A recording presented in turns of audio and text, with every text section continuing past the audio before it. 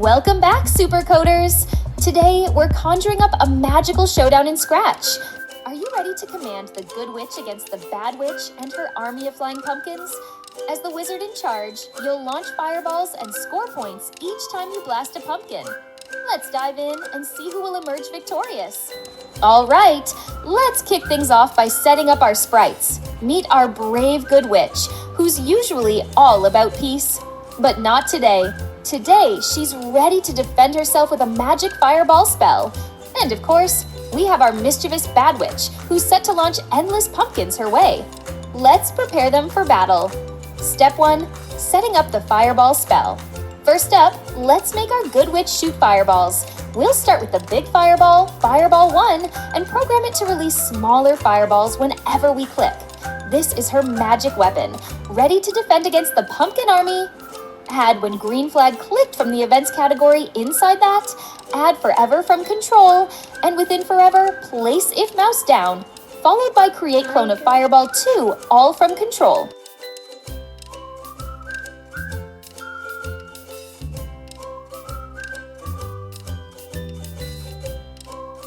Step 2, programming the fireball clones. We only want the clones to be visible, so we'll hide the original fireball 2 inches. Add when green flag clicked from events, followed by hide from looks. The first block is when I start as a clone. You'll find this in the control category. This tells our cloned fireballs to start doing their thing as soon as they're created. Next, we have the show block from the looks category. This makes the clone appear on the screen, because who wants an invisible fireball? Now, we need each clone to start at the big fireball's position, so we're using the Go to Fire 1 block from the motion category. This places each new clone exactly where Fireball 1 is, like it's the launch pad. Once our clone is in place, we use point in direction of Fire 1 from the motion category to make sure it's aimed right at the target. The Good Witch's magic never misses. Now for the fun part, movement. We have the Move 20 Steps block, also from the motion category, to make the clone take its first big step forward, heading toward those pesky pumpkins. Then we add a Repeat Until Touching Edge loop from the control category. This loop keeps our fireball clone moving until it hits the edge of the screen. Inside the loop, we add Move 10 Steps, making it keep going forward at a steady pace. Finally, when the clone reaches the edge, we want it to disappear. So we add Delete This Clone from the control category. This clears the clone once it's finished its journey. Now it's time to add some code to make our fireball move. Click on the Code tab and let's start by dragging the When Green Flag Clicked block from the Events category. Next, we need to add a Forever loop so our fireball can continuously check for key presses. Grab the Forever block from the Control category and place it right below the Green Flag block. Inside the Forever block, we'll check if the arrow keys are pressed. Let's start with the up arrow. Drag an If block from the Control category and nest it inside the Forever block. Now, go to the Sensing category and find the key, arrow pressed, block. Replace the space with up arrow. This checks if the up arrow is pressed. Inside this If block, we want to move our fireball up. Go to the Motion category and drag the Change Y by block into the If block. Set it to 10, which means our fireball will move up 10 steps.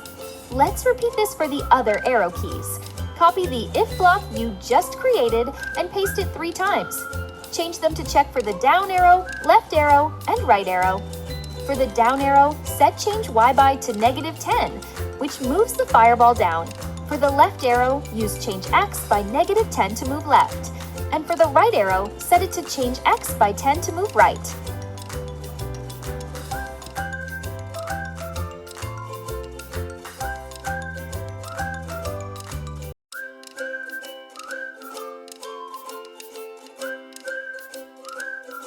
Now it's time to add some code to make our pumpkin clone itself.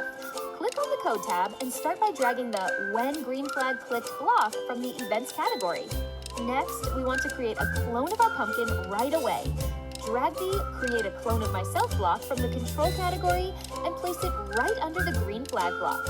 Now, we want to hide the original pumpkin sprite so that only the clones are visible. Go to the Looks category and drag the Hide block right after the Clone block. Next, we'll add a forever loop to keep creating clones. Grab the forever block from the control category and place it below the hide block. Inside the forever block, we're going to create a new clone. Drag another create a clone of myself block inside the forever loop. Now we need to add a wait 1 second block to control how often clones are made. Now, let's code what happens when our pumpkin clone is created. Click on the pumpkin sprite again and drag the When I Start as a Clone block into the coding area.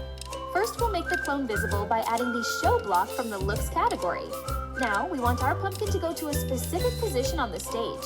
Add a Go to X:(Y) block from the Motion category and set the X and Y coordinates as needed. Next, let's make the clone move towards the fire. We'll add a Repeat Until block from the Control category. Inside this block, use the Touching block from the Sensing category, replacing it with the Fire sprite. Inside the Repeat Until block, add a Move 3 steps block and a Point Towards Veer block from the Motion category, pointing towards the Fire sprite. Finally, when the pumpkin touches the fire, we want it to disappear. Add the Delete This Clone block from the Control category at the end of the repeat loop.